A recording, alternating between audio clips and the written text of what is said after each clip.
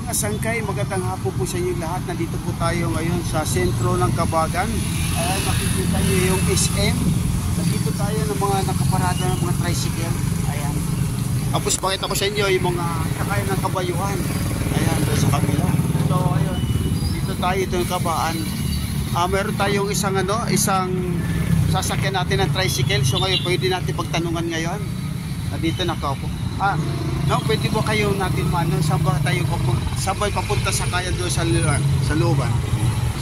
Doon sa looban. Sentro. Dito. Ito sentro. Hindi, kung ito doon banda yung sentro.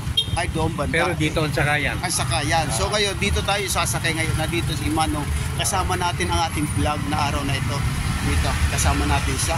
So ngayon, dito tayo na pauwi na tayo kasi katatapos na natin magpagupit.